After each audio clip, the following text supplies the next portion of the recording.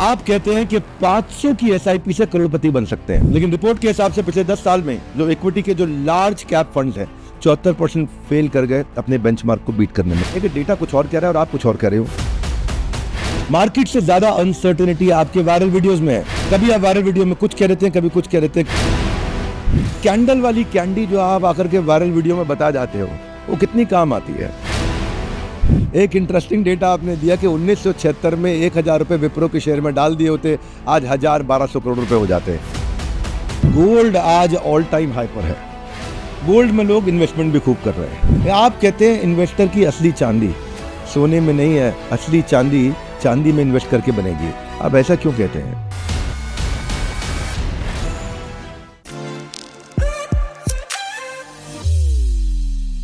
Welcome to the show जिसकी speed उसकी USP है। इस शो का नाम है 2020 विद डॉक्टर विवेक बिंद्रा।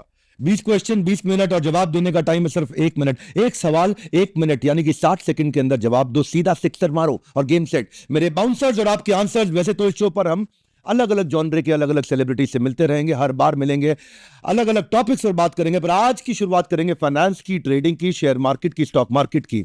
क्योंकि आज ट्रेडिंग का नाम सुनते ही ऐसे तो लोगों के पसीने छूट जाते हैं, रिस्क बहुत ज्यादा है, सारे पैसे डूब जाते हैं। लेकिन आज के जो हमारे गेस्ट है वो अपने एक्सपीरियंस से आपके स्ट्रेस के सोर्स को सक्सेस का कोर्स बना देंगे। हम इनवाइट कर रहे हैं, आज इन्होंने 12 बार जो स्टॉक्स में जाकर के अच्छी चर्चा करी, 50 से ज्यादा पॉडकास्ट के अंदर अपने इनसाइट शेयर किए। इनका फंडा एकदम क्लियर है, ट्रेडिंग का किंग बनना है, गेस्ट वर्क नहीं ग्राउंड वर्क सीखो। कोई गेस्ट वर्क नहीं, ग्राउंड वर्क। फाइनेंस के कंटेंट क्रिएटर, ट्रेडिंग के Dronacharya, founder and CEO of traders loop, Deepak Wadhwa ji. Thank you Vivek ji, thank you. आज तक मेरा वैसे इतना अच्छा परिचय किसी ने नहीं दिया और आभार आपने मुझे यहाँ बुलाया। मेरी तो कंटेंट की जर्नी मात्र 1 साल की भी नहीं है, लेकिन आपकी रीलें मैं पिछले 5 साल से देख रहा हूँ। बिल्कुल ठीक कर रहे हो, बहुत अच्छा कर रहे हो और आगे भी देखो। लेकिन आज लंबी चर्चा नहीं होगी दीपक जी। हम आपको हो सकता है कि कहीं ना कहीं पकड़ें जोर से और पूरी पकड़ने की कोशिश करेंगे और आपको 1 मिनट में छूटना है। हुत तू तू तू 1 मिनट में सांस छूटी तो एकदम बजर बज जाएगा।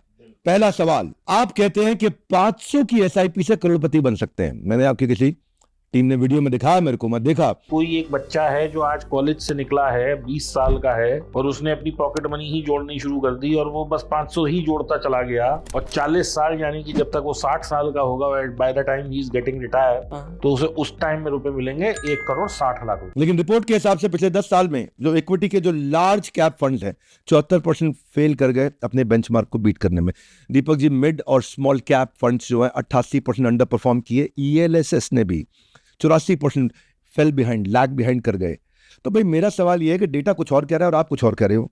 अब किसकी बात माने, आपके मोटिवेशन की या मार्केट के कैलकुलेशन की? अब आपको जवाब देना 1 मिनट में। Your time starts now. Market की कैलकुलेशन भी गलत नहीं है और मेरी भी कैलकुलेशन गलत नहीं है। मार्केट जो आपको रिटर्न दिखाता है वो 1 साल, 3 साल, 5 साल, 10 साल दिखाता है। और मैं जो कह रहा हूँ आपका 500 रुपया करोड़ बनेगा, आप लगाइए 35 साल के लिए पैसा, ना बने तो बताइए, कैलकुलेट करिए। तो इसलिए मेरी कैलकुलेशन भी सही है, मार्केट की भी सही है। कोई भी इन्वेस्टमेंट बड़ा पैसा तब बनती है जब आप उसमें 2 कंपोनेंट डालते हैं। एक पैसा, या तो बड़ा पैसा डाल दीजिए, छोटा टाइम डाल दीजिए, या बड़ा टाइम डाल दीजिए, छोटा पैसा डाल दीजिए। अब आपके पास 500 रुपये हैं तो 35 साल लगा दीजिए, यानी कि आपकी अगली जनरेशन 100 करोड़ एंजॉय कर सकती है, छोटे छोटे पैसे से भी कर सकती है। तो ये तो बहुत सिंपल कैलकुलेशन है। दीपक जी, पिछला सवाल तो आपने छक्का मारा, अगला सवाल आपके सामने आ रहा है। 1 मिनट का समय होगा, ध्यान रखिए। मार्केट से ज्यादा अनसर्टेनिटी आपके वायरल वीडियोस में है। कभी आप वायरल वीडियो में कुछ कह रहे थे, कभी कुछ कह रहे थे। कभी कहते हैं 500 रुपए से मार्केट आपको करोड़पति बना सकता है, जो छोटे छोटे इन्वेस्टर्स को होप देता है। और कभी आप कहते हैं कि 10-20 हजार के कैपिटल वालों के लिए मार्केट में कोई जगह ही नहीं है, जो छोटे इन्वेस्टर्स का मॉरल डाउन कर देता है। अब आपकी कौन सी बात को माने? आप ये वायरल करने के चक्कर में करते हैं, इसके पीछे कोई फैक्ट है? दोनों बात मानने वाली है।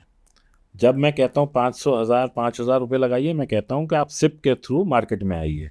सिप में आप डायरेक्ट इन्वेस्ट नहीं कर रहे, आप क्या कर रहे हैं, फंड मैनेजर को पैसा दे रहे हैं। वो fund manager is highly equipped and highly educated, तो वो आपके पैसे की ठीक कस्टोडियन, मतलब he is a proven custodian of your money and he is bound to give you returns, क्योंकि he is answerable to you as well as to his own management. तो वहाँ पे उसकी एक दायित्व बनता है कि वो आपको रिटर्न निकाल के दे। जब आप 20-25 हज़ार रुपये खुद डालते हैं तो आप क्या करेंगे, आप ऑप्शन बाइंग करेंगे, क्योंकि आपके अंदर तो ग्रीड भरा हुआ है। ऑप्शन सेलिंग आप कर नहीं सकते, फ्यूचर आप कर नहीं सकते, और आपको 25,000 की इक्विटी लेके मजा आएगा नहीं, क्योंकि आपके अंदर उतनी पेशेंस नहीं है। तो इसलिए मैं कहता हूँ छोटे पैसे वाले के लिए मार्केट नहीं है, लेकिन छोटा पैसा करोड़ों भी बन सकता है यदि आप डिसिप्लिन से म्यूचुअल फंड सिप करते हैं और टाइम देते हैं। तो दोनों बातें मेरी सही हैं, सिर्फ आप एक सिक्के को ऐसे देख रहे हैं, एक को ऐसे देख रहे हैं। You just have to see it both the sides together. दीपक जी आगे बढ़ते हैं मेरे अगले प्रश्न की तरफ। आप कहते हो कि मार्केट के पहले आधे घंटे के कैंडल को रोज देख लो, 5-7 हजार रुपए कमा लोगे। आप सेबी ने साफ लिखा है 89-90% लोग जो रिटेल एफएनओ में एवरेज ट्रेडर सालाना 1.25 लाख रुपया लॉस कर देते हैं। जहां 90% लोग बर्बाद हो गए, वहां आपकी कैंडल वाली कैंडी जो आप आकर के वायरल वीडियो में बता जाते हो, वो कितनी काम आती है? कैंडल वाली कैंडी बिल्कुल सही चलती है, वो कैंडल आपको पढ़नी आनी चाहिए। और पहली कैंडल का मेरा मतलब ये है कि आते ही मत घुस जाओ, पहले पेशेंस से देखो मार्केट अप ट्रेंड में है, डाउन ट्रेंड में है। अधिकतर ऐसा होता है कि मार्केट अगर आधे घंटे की कैंडल के बाद अप ट्रेंड लेता है तो काफ़ी हद तक अप ट्रेंड जाता है और डाउन ट्रेंड जाता है। पहली चीज़ ये। दूसरी, जो मैंने बोला कि आप 5-7 हज़ार रुपये कमा सकते हो, आपने ये नहीं पूछा कितना पैसा लगा के कमा सकते हो। तो पैसा हो सकता है कि मैं वहां पे ये भी कह रहा हूं, कभी ये कहना चाहते हो कि 20 लाख रुपए लगा के 10,000 कमा सकते हो। तो आप सिर्फ पूरी चीज को देखिए। मैं जो बोल रहा हूं, मेरा सिर्फ उसमें कहने का संदर्भ ये है कि एजुकेशन लेके आइए, फॉलो एनी सिस्टम। आप चाहे चार्ट को फॉलो करिए, स्ट्रेटेजी को फॉलो करिए, टाइम बेस्ड सिस्टम को फॉलो करिए, सिस्टम को फॉलो करिए, पैसा जरूर बनेगा अगर आप एजुकेशन और डिसिप्लिन के साथ करेंगे। दीपक जी अगले सवाल की तरफ चलते हैं। आपने क्लेम किया कि कई सेक्टर्स में 1 लाख से 1 करोड़ बन जाता है, बिल्कुल, लेकिन रिपोर्ट आपको सपोर्ट नहीं कर रही है। 60% सेक्टोरल फंड जो है वो नेगेटिव रिटर्न दे रहे हैं। आप फिर ये किस सेक्टर की बात कर रहे हो जिसमें 1 का 100 बनता हो, जिसमें 100 गुना बनता हो? ऐसी कोई हमारे को भी अलादीन का चिराग पकड़ा दीजिए। तो देखिए, जो भी सेक्टर में गवर्नमेंट जब घुस रही होती है और आप उनके साथ घुस जाएं, आपके पैसे जरूर मल्टीप्लाई होते हैं। पहले गवर्नमेंट ने, मोदी जी ने डिफेंस सेक्टर को सपोर्ट किया, डिफेंस सेक्टर को उन्होंने बढ़ावा दिया, देखिए कहाँ पहुँच गया पैसा लोगों का। फिर रेलवे पे आए, रेलवे देखिए, फिर ईवी पे आए, ईवी देखिए, और अब वाटर साइकिल पे जो वाटर मैनेजमेंट है वो एक अपकमिंग सेक्टर है, आप लगाइए। बीच में सोलर भी आया था, देखिए सोलर में लोगों ने कितना पैसा बनाया। तो सेक्टर आप गलत घुस रहे हैं तो इसमें मेरी नहीं है। आप मोदी जी को फॉलो करिए। मोदी जी जिस भी सेक्टर पे एक अच्छी स्कीम लेके आएंगे, वो सेक्टर मतलब मार्केट को डिस्टर्ब करेगा ही करेगा। अगले सवाल की तरफ चलते हैं। याद रखिए आपके पास 1 मिनट है। Valuation expert Ashwath Damodaran, New York university के प्रोफेसर, वो बोलते हैं मल्टी बैगर जो है ना, ये पास्ट में दिखते हैं। मल्टी बैगर को ये प्रेजेंट से कोई फ्यूचर प्रेडिक्ट नहीं कर सकता है। समझ नहीं आ सकता कि यही तरीका है मल्टी बैगर पकड़ने का। आपने मल्टी बैगर स्टॉक पहचानने के भी फॉर्मूला बता दिए। ये जेन्युइन फॉर्मूला है या वायरलिटी का स्टंट है? चलो मैं इसका एग्जांपल देता हूँ, मैं इसका ना थोड़ा ट्विस्टेड आंसर देता हूँ। जैसे आप मेरे से ट्विस्टेड क्वेश्चन पूछ रहे हो। आज आपकी कंपनी है बड़ा बिजनेस, हाँ जी, मैं कल को कहता हूँ, मैं अभी प्रेडिक्ट करता हूँ कि आप 1 लाख करोड़ के आदमी बन जाएंगे। कैसे? आप ठीक प्रेडिक्ट कर रहे हो। मैं ठीक बताना नहीं, आप ठीक प्रेडिक्ट कर रहे हो। क्यों? जिस भी कंपनी का ईयर प्रॉफिट बढ़ रहा है, जिसकी मार्केट बढ़ रही है, जिसका पी रेशियो बढ़ रहा है, जिसका कंजम्पशन बढ़ रहा है, वो क्यों नहीं मल्टी बैगर बनेगा? तो आप इसका एक स्क्रीनर बना लीजिए। जो बात मैं कह रहा हूँ, आप देखिए कि जिस भी कंपनी का क्वार्टर ऑन क्वार्टर 5% की रिटर्न मतलब सेल्स ग्रोथ हो रही है, 5% की प्रॉफिट ग्रोथ हो रही है, या साल की हम निकालें ईयर ऑन ईयर 15% 20% से कंपनी बढ़ रही है, सेल्स भी बढ़ रही है, प्रॉफिट भी बढ़ रहा है, पीईजी भी बढ़ रहा है, और सबसे बड़ी बात, प्रमोटर अपनी इक्विटी 1 रुपये की भी नहीं बेच रहा है, इसका मतलब प्रमोटर को कॉन्फिडेंस है। तो जब आप इन सब चीज़ों को सेगमेंट करेंगे तो क्यों नहीं आपकी कंपनी मल्टी बैगर बनेगी? मेरे पास इसका कोई जवाब नहीं है ना बनने का। अच्छा, प्रमोटर की बात करें तो अगले सवाल पे ले चलते हैं आपको। दीपक जी आज छोड़ेंगे नहीं। आपने बोला प्रमोटर होल्डिंग 70% से ऊपर है तो स्टॉक सेफ है। आप कहते हैं मल्टी बैगर बनने का ये फुल पोटेंशियल है, इसके अंदर ये बनेगी पक्का। लेकिन एक्सपर्ट कहते हैं कि हाई प्रमोटर होल्डिंग के अंदर पब्लिक के लिए जो है ना बहुत कम शेयर्स बचते हैं, प्राइस को आसानी से ऊपर नीचे किया जा सकता है, मैनिपुलेशन का भी कभी रिस्क बन जाता है। अब आपकी माने, एक्सपर्ट्स की माने, या हम माने कि आप ही एक्सपर्ट हैं? सर एक बात आप मुझे बताओ, आपके पास 70% होल्डिंग है एक कंपनी की, आप ही अगर मैनिपुलेट करा रहे हो, वैसे तो मैं मानता नहीं मैनिपुलेशन होता है मार्केट में, लेकिन चलो आप ही करा रहे हो, तो आप अपने शेयर को ऊपर ले जाओगे या नीचे ले जाओगे? मैनिपुलेशन अपसाइड के लिए करेगा ना, कोई डाउन साइड के लिए कौन करेगा? हु इज द सिंपली मैं कहूंगा कौन बंदा फूल है जो अपने ही शेयर को गिरवा देगा? पहली चीज। दूसरा, अगर 70% प्रमोटर के पास है तो 30% पब्लिक के पास है, तो 30% में तो बहुत अच्छा रोटेशन हो सकता है। 30% इक्विटी इज बिग मनी। और सेकेंडली, जब भी कोई कंपनी का फ्री फ्लोट, इसको हम फ्री फ्लोट बोलते हैं, फ्री फ्लोट कम होता है, अक्सर वो मल्टी बैगर्स बनती हुई साबित हुई है। आप कोई सा भी स्टॉक उठा के देख लीजिए। और रहा सवाल कि ये तो बात रह गई पास्ट की, तो पास्ट से ही हम सीखते हैं। नई चीज तो हम इजाद करते हैं, इन्वेंट करते हैं, डिस्कवर करते हैं। पास्ट से ही तो हमें सब चीज की सिनर्जी मिलती है। तो पास्ट को तो आप कंसिडर ना करें तो ऐसा तो हो ही नहीं सकता कि आप आगे बढ़ जाएं। आगे बढ़ते हैं दीपक जी। एक बड़े डेटा भी आप बहुत छोड़ते हैं वीडियो के अंदर। एक इंटरेस्टिंग डेटा आपने दिया कि 1976 में 1,000 रुपए विप्रो के शेयर में डाल दिए होते, आज 1,000-1,200 करोड़ रुपए हो जाते। 1976 में किसी ने विप्रो का शेयर खरीदा 1,000 रुपए। तो वो लगाए होते तो आज 700 करोड़ होते। वो कैसे होते कि उन्होंने मल्टीपल टाइम्स बोनसेस दिए हैं। आपके हिसाब से ऐसे कौन से 5 शेयर हैं जो मेरे लिए विप्रो के पोटेंशियल रखते हैं और मैं भी वहां पे आज 1,000 रुपए डाल दूं और 1,000-1,200 करोड़ निकाल लूं? वो 1,500 करोड़ नहीं है, वो सब 2,300 करोड़ है। मैंने जब देखा था तब 700-800 थे, अब 2,300 है वो। अच्छा, तो पहले तो वो डेटा इतना बड़ा है 1,000 रुपए का। दूसरा, फिर मेरा कहना यह है कि कौन कल मल्टी बैगर बनेगा या नेक्स्ट विप्रो बनेगा, इसका प्रेडिक्शन करना आज बड़ा मुश्किल है, क्योंकि इसके लिए 30-35 साल का फर्क भी है। आज आप उन अच्छी कंपनीज में इन्वेस्ट करिए जिनका कि मैंने जो अभी पहले स्क्रीनर बताया आपको कि प्रॉफिट ईयर ऑन ईयर बढ़ रहा है, ग्रोथ ईयर ऑन ईयर बढ़ रही है, FII DII उनमें इन्वेस्ट कर रहे हैं। तो अगर मेरी स्टडी गलत हो सकती है तो FII तो गलती नहीं करेंगे, DII तो गलती नहीं करेंगे। आप उनके पीछे चलिए ना, देखिए आपका पैसा कैसे मल्टीप्लाई होता है। मल्टी बैगर क्या, आप पैसे रखने के लिए जगह कम पड़ जाएंगी। मेरा तो कहना ये है। तो मैं 5 कंपनी नहीं बता सकता, हो सकता है 50 निकल आए। स्क्रीनर अपना बनाइए और अपना टेस्ट करिए। दीपक जी अगले सवाल की तरफ चलते हैं और अगला सवाल है, आप कहते हैं कि SIP करके 25,000 रुपए तनख्वाह वाला घर भी बना लेगा, फॉर्च्यूनर भी बना लेगा। Cost of living metro city में 40,000 रुपए है। आप 25,000 रुपए में जहां लोग अपना घर नहीं चला पा रहे, वहां 25,000 रुपए में आप बंगला और गाड़ी भी दिला रहे हैं, ये कैसे है? फॉर्च्यूनर के साथ उसका फॉर्च्यूनर भी बता रहा हूं सर। देखिए, मैंने ये बोला 25,000 रुपए वाला, उसका थोड़ा इंटरप्रिटेशन गलत है। यानी कि आप 5,000 तो सेव करिए। कोई भी व्यक्ति ऑलमोस्ट 20% अपनी अगर सेविंग करता है, आज कोई भी जो मतलब अच्छा जिसको सेविंग करनी है, आप 5,000 सेव करिए। आपका एक कॉर्पस जुड़ जाएगा 10-15-20 साल में, 20-30 लाख रुपए बन जाएंगे। अगर हम एक मार्केट की रिटर्न को इवेल्युएट करें कि 20% भी आपने जो फंड लिया उसमें आ जाती है, तो 30-40 लाख रुपए जुड़ गए आपके पास। अब वो 40 लाख से आपके पास 2 तरीके हैं, या तो 40 लाख निकाल लो, फॉर्च्यूनर खरीद लो डायरेक्ट, नहीं तो 40 लाख को वहीं पड़ा ग्रो होने दो, उसमें से SWP कर लो। जितने की आपकी EMI है उतने की SWP कर लो आप। तो there are so many ways. सबसे पहली बात है विवेक जी, छोटे पैसे से एक बड़े पैसे तक पहुंचना है। उस बड़े पैसे को तो मल्टीप्लाई करना बहुत आसान है। अच्छा, आप ना अपनी बातों को कॉन्ट्रडिक्ट करने में बड़ा माहिर है। हाँ, हम ढूंढ रहे हैं कुछ ना कुछ कॉन्ट्रडिक्शन। आपने एक बार कहा कि जो अमीर आदमी है वो बोरो करता है, उधार लेता है, किस लिए? एसेट के लिए। और जो गरीब आदमी है वो बोरो करता है, उधार लेता है लायबिलिटी के लिए।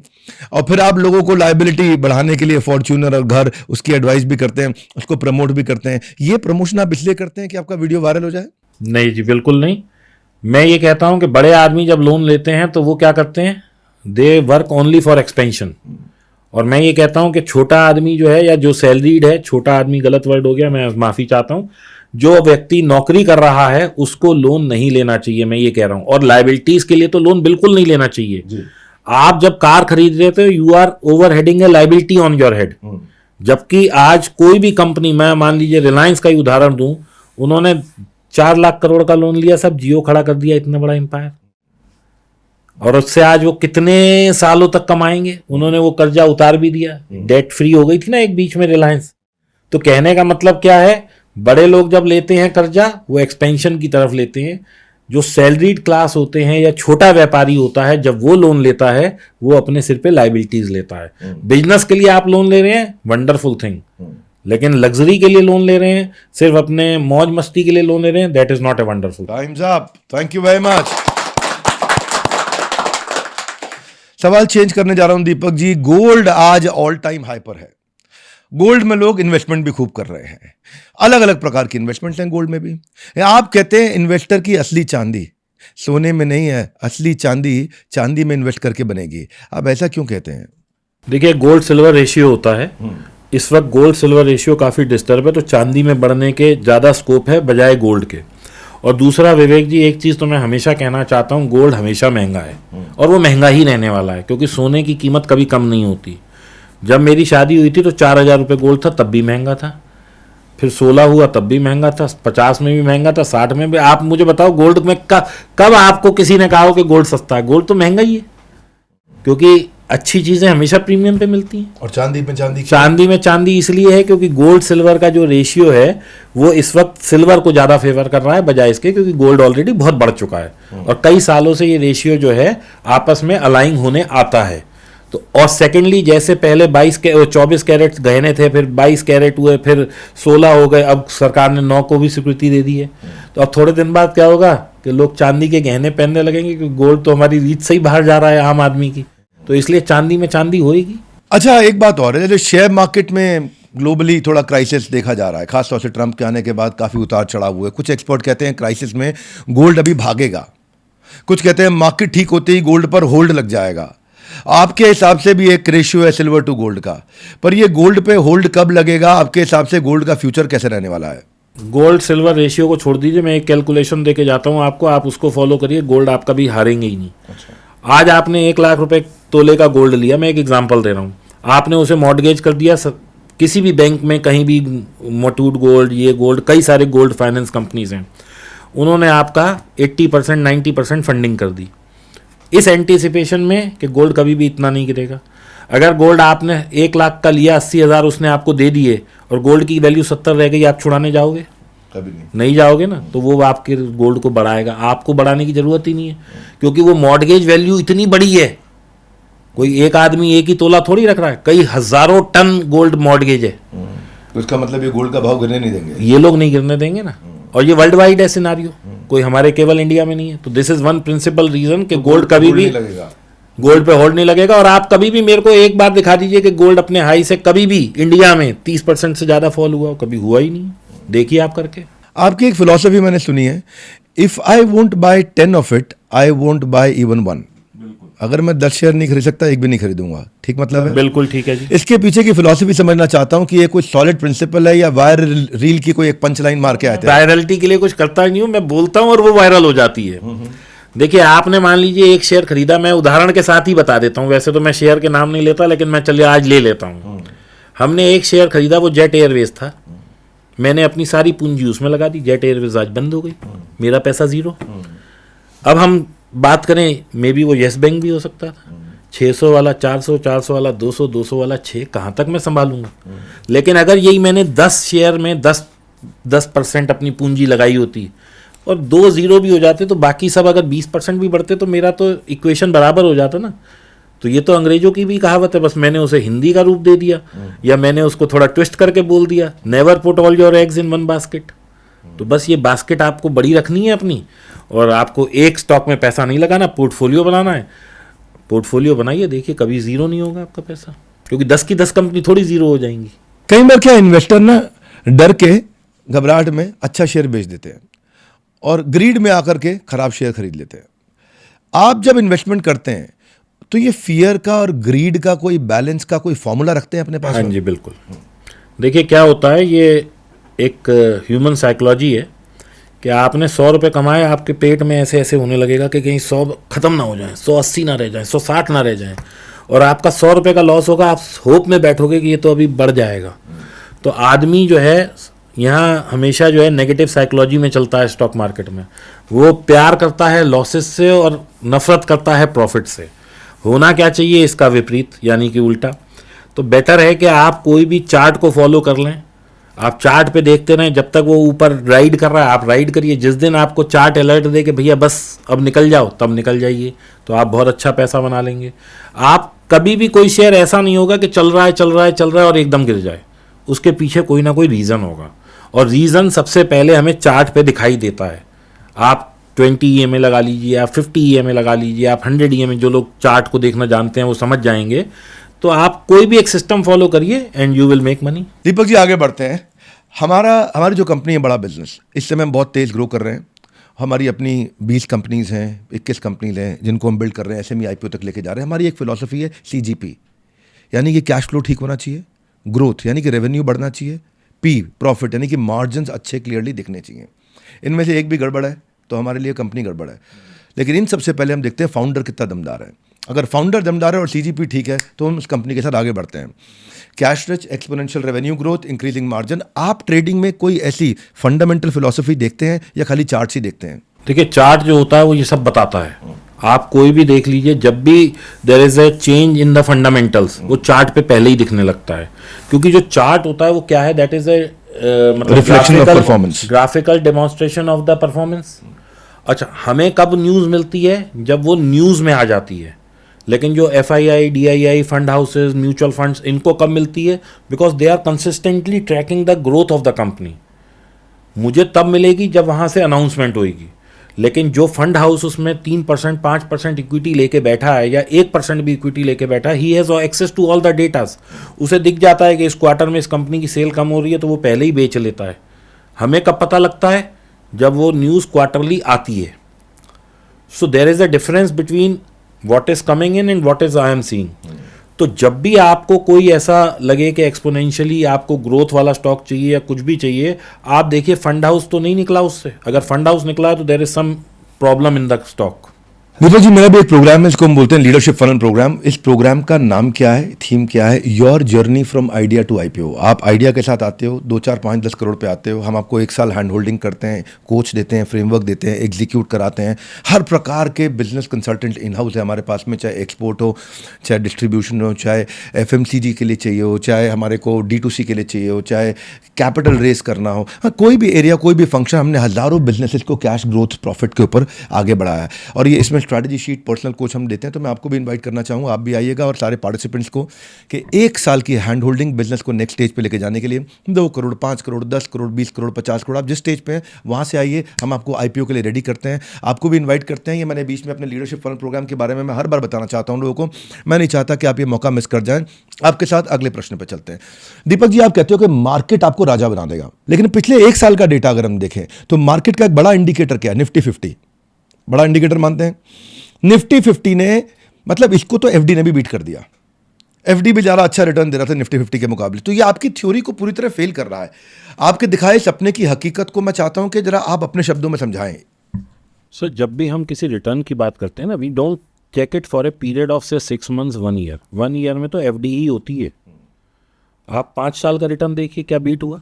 10 साल, 15 साल, 20 साल, 30 साल, जब से निफ्टी इंसेप्शन हुआ है, निफ्टी को कौन चीज़ बीट कर पाई है? आप बताइए मुझे, कौन सी इन्वेस्टमेंट ऐसी, इवन लैंड तक नहीं कर पाई। हम लोग दिल्ली में रहते हैं, कैनॉट प्लेस का मोस्ट प्रीमियम लैंड आप ले लीजिए। कैनॉट प्लेस से तो प्रीमियम अभी दिल्ली में मैं नहीं समझता कुछ और है जी। तो आप आज से 10 साल पहले कैनॉट प्लेस की लैंड का आज का रेट कंपेयर कर लीजिए, और निफ्टी का कर लीजिए या इसका कर लीजिए। और मैंने जो एक रील बनाई थी विप्रो, 1000 रुपये का, मैं आप 25 क्या 30 साल 40 साल पहले 1000 रुपये की कोई भी इन्वेस्टमेंट 2300 करोड़ में करके दिखा दीजिए। वो सिर्फ स्टॉक्स में ही पावर है। हम कहते हैं आज एलन मस्क सबसे बड़े हैं, फिर हमने कहा अब ये लैरी एलिसन हो गए, कभी हम कहते हैं जेफ बेजोस, क्योंकि they have their investments in stock market because they are holding 50% shares of their company. Deepak ji, Trump का ज़माना है और ट्रंप के प्रकोप से आधी दुनिया तो परेशान है, थोड़े बहुत लोग खुश भी हैं। हमारे देश में सोलर हो, IT हो, टेक्सटाइल हो, ऑटो कंपोनेंट तो 30% से ज़्यादा नीचे गिर गए। एक्सपोर्ट्स के अंदर अपने आप में स्ट्रेस आ रहा है। मैं आपसे जानना चाहता हूँ एक्सपीरियंस से, कोई ऐसा सेक्टर हो अगर आप 1 मिनट में मुझे बता सकें कि उसका ट्रंप भी कुछ ना बिगाड़ पाए। IT, ये जो मोबाइल मैन्युफैक्चरिंग है, यानी कि इलेक्ट्रॉनिक्स बोल सकते हैं इसे, और फार्मा पे तो उन्होंने लगाया ही नहीं, क्योंकि उन्हें पता है कल को भगवान ना करे कोई आपदा आ गई तो इंडिया से ही दवाई जाएंगी, वहाँ तो बनती नहीं है। सेकेंडली, ट्रंप साहब जो कर रहे हैं वो अपनी कंट्री के लिए कर रहे हैं, क्योंकि उनका जो वो है बॉन्ड्स है, बॉन्ड्स का उन्हें ब्याज देना बहुत भारी पड़ रहा है। $1 बिलियन का उनके ऊपर कर्जे का, मतलब ब्याज का कर्जा वो है बर्डन। तो उन्हें कुछ ना कुछ ऐसा करना है कि स्टॉक मार्केट गिरे, बॉन्ड यील्ड बढ़े। तो he is trying his level best कि वो ऐसा कुछ ऑल्टरनेट सा निकाल पाएँ, लेकिन उससे किसी भी कंट्री को कोई फ़र्क नहीं पड़ेगा, क्योंकि US में मैन्युफैक्चरिंग है ही नहीं साहब किसी भी चीज़ की। और आज आप एक तो कुछ बनाते नहीं हैं, और दूसरा अपने ही लोगों के लिए आप 25-30% रेट बढ़ा रहे हैं। मान लो ये लैपटॉप चाइना से जाता है, अभी ये 1 लाख का पड़ता है, अब आप कह रहे हैं 30% में टैरिफ लगाऊंगा तो 1,30,000 का ये आपके लोगों को ही पड़ेगा। हमारे लिए क्या महंगाई होगी, क्या होगा, क्या नहीं होगा, ये तो बात की बात तो है। सस्टेन नहीं हो पाएगा। पहले अपनी कंट्री में सस्टेन करना मुश्किल हो जाएगा, इसीलिए वो हर 15 दिन में अपना स्टेटमेंट बदल देते हैं। राकेश झुनझुनवाला जी की बात कर लेते हैं, आज उनको भी जरा याद कर लेते हैं। सही कंपनी में पैसा डालो और भूल जाओ, लेकिन कुछ एक्सपर्ट्स कहते हैं कि 6 महीने में पोर्टफोलियो को रीबैलेंस करो। आप कौन सा मॉडल फॉलो करते हो रीबैलेंसिंग के लिए? मैं ये कहता हूँ जब तक कंपनी परफॉर्म कर रही है, you be is friend, trend is my friend. जिस वक्त वो लगे कि वो अंडर परफॉर्म कर रही है, उस वक्त उस 1 क्वार्टर, 2 क्वार्टर, 3 क्वार्टर के लिए छोड़ दो, फिर वो ऊपर आने लग जाए फिर खरीद लो। आपको why you want to marry a company, you be opportunist, क्योंकि आप पैसा लेके आए हो, आपको तो अपनी अपॉर्चुनिटी कॉस्ट के अगेंस्ट में वहाँ कमाना है ना। तो आप जहाँ पे आपको प्रॉफिट हो आप वहाँ जाइए। Don't give your heart to a company, give your mind to a company. मेरा कहना ये है। क्राइसिस का माहौल आता है दीपक जी, तो some people cry and some try, some become strongly mental, some become mentally strong. जहाँ बड़े इन्वेस्टर ट्राई करते हैं क्राइसिस में करोड़ों बना लेते हैं, छोटे इन्वेस्टर की हालत खराब हो जाती है। तो मार्केट क्रैश में बाइंग अपॉर्चुनिटी पहचानने के लिए कोई क्विक केपीआई, ऐसे केपीआई जो आप 1 मिनट में समझा सको? इन्वेस्टर का क्या मतलब होता है कि जब 100 वाली चीज़ 500 हो जाती है तो वो घुसता है। और HNI और जो अच्छे बड़े सॉलिड प्रॉफिटेबल इन्वेस्टर हैं वो क्या करते हैं, 100 पे इसको बोलते हैं बॉटम फिशिंग। मतलब जब बाज़ार गिर रहा होता है तो they start investing in good companies, लेकिन जब गिर रहा होता है बाज़ार तो जो रिटेल इन्वेस्टर होता है वो तो पहले ही ऊपर फंसा होता है, तो वो उसके पास कैश ही नहीं होता, तो वो वहाँ खरीद ही नहीं पाता, and he is left with no choice to book a loss. तो वो अपनी 100 वाली चीज़, 500 वाली चीज़ को 100 में बेच रहा होता है। और जो समझदार और मतलब पढ़ा लिखा एजुकेटेड होता है, जिसको कंपनी पे कॉन्फिडेंस होता है, वो 100 में खरीद रहा होता है। बस यही फ़र्क है एक अच्छे इन्वेस्टर में और एक रिटेलर में। रिटेलर लॉस लेने आता है, अच्छा इन्वेस्टर अच्छी कंपनियों में इन्वेस्ट करके प्रॉफिट लेने आता है। ओके, आज का आखिरी सवाल। बिजनेस इंसाइडर कहता है कि आने वाले 5 साल एल्गो ट्रेडिंग, AI सब टेक ओवर कर लेगा। अगर AI सब कुछ टेक ओवर कर लेगा तो फिर दीपक वाधवा जी आपका क्या होगा रे दीपक वाधवा जी? हाँ, आप जैसे लोग फिर मार्केट में कैसे सस्टेन करेंगे? देखिए, AI कितना ही स्मार्ट बन जाए, वो क्या आपको रिप्लेस कर सकता है, क्या मुझे कर सकता है, क्या इनको कर सकता है? नहीं। They can just fill the gaps. जो काम मैं अभी 4 घंटे में कर रहा हूँ वो 5 मिनट में कर सकता है, हो सकता है 1 मिनट में कर दे, लेकिन अल्टीमेट डिसीजनिंग पावर जो ह्यूमन ले सकता है वो कभी भी AI नहीं ले सकता। हाँ, AI is very good in trading, लेकिन जब AI आएगा तब देखेंगे, लेकिन मेरे को नहीं लगता स्टॉक मार्केट में देख पाएंगे, क्योंकि सारे AI एक से चलेंगे तो सारे लोग पैसा बना लेंगे। तो इसका मतलब कहीं ना कहीं ह्यूमन इंटरवेंशन तो रहना ही वाला है। और AI को कौन गाइड कर रहा है? वो भी तो आदमी ही गाइड कर रहा है, तभी तो वो लर्निंग मॉडल बन रहा है। तो मुझे नहीं लगता कि स्टॉक मार्केट में AI कहीं खा पाएगा, क्योंकि अगर सारे AI को ऊपर दिख रहा है, सारे बाय करेंगे, तो जो FII DI हैं वो लॉस नहीं लेंगे। आज रिटेल एक डायरेक्शन में चलता है, FII DI उसकी ऑपोजिट डायरेक्शन में चलते हैं, तभी तो वो पैसा बना पाते हैं और रिटेल लॉस करता है। तो अगर सारे AI एक डायरेक्शन में चलेंगे तो लॉस कौन लेगा फिर? So there has to be some mechanism. Lovely, thank you very much.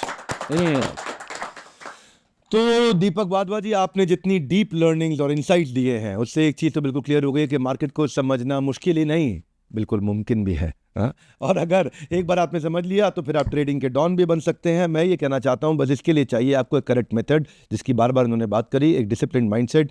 Trading squaring नहीं, स्कोरिंग लगने लगेगी। Trend is your friend. बहुत सारे लेसन यहाँ पे हैं, मैं चाहता हूँ कमेंट बॉक्स में आप शेयर करिए।